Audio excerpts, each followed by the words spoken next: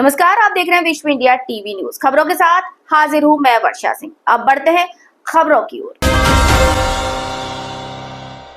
सहारनपुर पटाखा फैक्ट्री में हुआ विस्फोट, 3 की मौत हो गई। तेज धमाके के साथ सब कुछ धराशायी हो गया। पूरी खबर जानने के लिए बने रहिए विश्व इंडिया टीवी न्यूज के साथ। अब सुनेगा भारत। सहारनपुर के देवगढ़ में आज सुबह निहाल खेड़ी में एक पटाखा फैक्ट्री में भीषण विस्फोट हुआ, जिसमें 3 लोगों की दुखद मौत हो गई। विस्फोट इतना तीव्र था कि फैक्ट्री पूरी तरह ध्वस्त हो गई। डीएम मनीष बंसल के अनुसार घटना सुबह 6:30 बजे हुई। पुलिस और बचाव टीमें रेस्क्यू ऑपरेशन में जुटी हैं। फैक्ट्री मालिक सहित 3 लोगों को हिरासत में लिया गया है। आक्रोशित परिजनों को शांत करने का प्रयास किया जा रहा है। फॉरेंसिक टीम विस्फोट के कारणों और केमिकल की जांच कर रही है। इलाका सील, जांच जारी। अंकित कश्यप। भैया ये पटाखे की फैक्ट्री थी, इसमें मुर्गा छाप बनता था। इसमें ब्लास्ट हुआ है। ब्लास्ट में अब एक बंदा थोड़ा ही मरेगा, अब हिंदू थोड़ा ही मरेगा। अकेला अकेला हिंदू मर गया तो उसमें कार्रवाई नहीं कर रहे पुलिस वाले। अब अकेला हिंदू मरा तो ये पुलिस वाले कार्रवाई नहीं कर रहे। भाई इसमें जब वो बनना मुर्गी फार्म का पटाखा, तो इसमें बड़ा ब्लास्ट कहाँ से हो गया ये बताओ। इसमें यहाँ पे ये लोग काम करने आते थे, तो इसमें बड़ा ब्लास्ट कहाँ से हुआ है ये बताओ हमें। ये क्यों नहीं मरे जो उसमें 3 थे, जो मोमडन थे उसमें 3 क्यों नहीं मरे? कितने आदमी आते थे काम करने? आपको भाई गिनती तो थी नहीं, पर ये जो बात है जिसमें ये मोमडन थे ना, जो 3 थे, इसमें वे बच गए और मारे गए।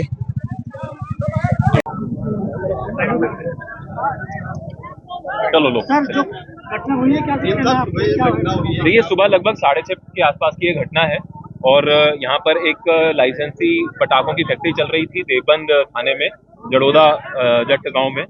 और यहाँ पर जैसे ये सूचना मिली, तत्काल यहाँ पुलिस और प्रशासन के लोग आए। यहाँ पर फोरेंसिक की टीम भी आ गई है। यहाँ पर जो कार्रवाई है वो उनके द्वारा की जा रही है।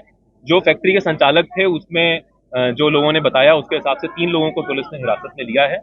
और जो यहाँ पे लोग हैं, परिवार के जन हैं, आसपास के कुछ गांव के लोग हैं, उनमें थोड़ा सा आक्रोश है। उनसे बातचीत करके हम लोग आगे जाम लगाया हुआ भी हाईवे पर, उसके बातचीत कर रहे हैं। उसको जल्दी ही हम लोग अभी 3 की सूचना है जो हमारे पास अभी अपडेटेड।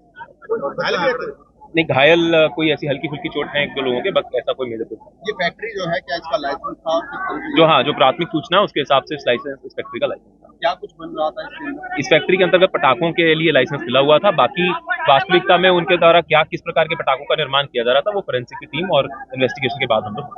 जम्मू कश्मीर में 6 आतंकवादियों के घर ब्लास्ट हुआ। पहलगांव घटना के बाद ये कार्यवाही, जानिए पूरी खबर। जम्मू कश्मीर में 6 आतंकवादियों के घर ब्लास्ट से गिराए। टीआरएफ बोला पहलगांव हमले में हमारा हाथ नहीं। पाकिस्तानी पीएम बोले निष्पक्ष जांच को तैयार। पाकिस्तान के प्रधानमंत्री शहबाज शरीफ ने कहा कि वे पहलगांव अटैक की हर निष्पक्ष जांच में शामिल होने को तैयार हैं। शरीफ ने कहा कि पाकिस्तान को बदनाम किया जा रहा है। उन्होंने कहा कि पाकिस्तान पर हर बार आरोप लगते हैं और ये बर्दाश्त नहीं है। पाकिस्तानी प्रधानमंत्री जांच की बात कर रहे हैं और दूसरी ओर पाकिस्तान की फौज ने लगातार दूसरे दिन एलओसी पर गोलीबारी की। भारतीय फौज ने इसका जवाब दिया, नुकसान की खबर नहीं। इसी बीच जम्मू कश्मीर में अब तक 6 आतंकवादियों के घर गिराए जा चुके हैं। सेना ने त्राल, अनंतनाग, पुलवामा, कुलगांव और शोपियों से सर्च ऑपरेशन के दौरान ये एक्शन लिया। द कश्मीर रेजिस्टेंस फ्रंट ने पहलगांव हमले के 3 दिन बाद अटैक की जिम्मेदारी लेने से इनकार कर दिया है। हमले के बाद सबसे पहले टीआरएफ ने ही इसकी जिम्मेदारी ली थी। गुजरात में शनिवार सुबह 500 से ज्यादा घुसपैठियों को गिरफ्तार किया गया। पुलिस ने सूरत और अहमदाबाद में घुसपैठियों पर कार्यवाही की। गृह मंत्री अमित शाह ने शुक्रवार को मुख्यमंत्रियों से अपील की थी कि घुसपैठियों की जल्द से जल्द पहचान करें और उन्हें वापस उनके देश भेजें। जयपुर एयरपोर्ट पर उद्योगपति से उतरवाई लाखों रुपए की घड़ी। क्या था पूरा मामला, बताएंगे इस खबर में। जयपुर एयरपोर्ट पर उद्योगपति की 35 लाख की घड़ी उतरवाई। आरोप है कस्टम अधिकारियों ने 5 घंटे तक व्हील चेयर पर बैठाए रखा, बाथरूम भी नहीं जाने दिया। जयपुर एयरपोर्ट पर एनआरआई उद्योगपति वाशु श्राफ को जांच के नाम पर रोकने का मामला सामने आया। वे एयरपोर्ट पर 5 घंटे तक व्हील चेयर पर बैठे रहे। इस दौरान उनकी 10 साल पुरानी रोलेक्स की 35 लाख की घड़ी को जब्त कर लिया। रीगल ग्रुप के चेयरमैन श्रॉफ ने कहा कि देश में मेरे साथ ऐसे व्यवहार से मैं दुखी हूं। दरअसल वायु श्रॉफ ने 11 अप्रैल को जयपुर पहुंचे थे। उन्हें सीकर के फतेहपुर में एक धार्मिक कार्यक्रम में हिस्सा लेने जाना था। 10 साल पुरानी घड़ी की मांगी कस्टम ड्यूटी। व्हीलचेयर पर वायु को जयपुर एयरपोर्ट पर लगभग 5 घंटे तक जांच के नाम पर बैठा के रखा। वासु ने बताया उन्हें टॉयलेट तक नहीं जाने दिया। जांच के दौरान उनके हाथ में बंधी लगभग 35 लाख रुपए की रोलेक्स घड़ी को उतरवाकर ड्यूटी जमा करने की मांग की गई। उन्होंने अधिकारियों को बताया कि ये घड़ी लगभग 10 साल से ज़्यादा पुरानी है। मैं पहले ही सभी शुल्क दे चुका हूं। कस्टम के अधिकारियों ने उनकी बात पर असहमति जताते हुए फिर से ड्यूटी जमा करने की मांग की और घड़ी अपने पास रख ली। एयरपोर्ट के अधिकारियों ने उनसे कहा कि अब इस मामले पर उच्च अधिकारी ही फैसला करेंगे। वायु श्रॉफ 16 अप्रैल को दुबई लौटे थे। इससे पहले उनके स्टाफ ने जयपुर एयरपोर्ट पर अधिकारियों से घड़ी वापस मांगी, लेकिन उन्हें नहीं लौटाई गई थी। श्रॉफ ने कहा कि कस्टम केंद्र की एक छोटी सी कियोस्क बनी थी। इस पर किसी तरह का कोई बोर्ड भी नहीं लगा हुआ था। ऐसे में सरकार को इस दिशा में कोई ठोस कदम उठाना चाहिए ताकि एयरपोर्ट पर यात्रियों को बेवजह परेशान ना किया जाए। वहीं बिजनेस के एडवोकेट धर्मेंद्र सिंह ने कहा कि मूल रूप से भारत के रहने वाले उद्योगपति को बेवजह जयपुर एयरपोर्ट पर परेशान किया गया। जयपुर से दुबई लौटने के दौरान भी उन्हें घड़ी नहीं लौटाई गई। इसके बाद व्यक्तिगत तौर पर जयपुर पहुंचा। 19 अप्रैल को घड़ी वापस ली और उन्हें दुबई जाकर लौटाई गई। ये मामला सामने आया। घड़ी की कीमत 35 लाख रुपए थी।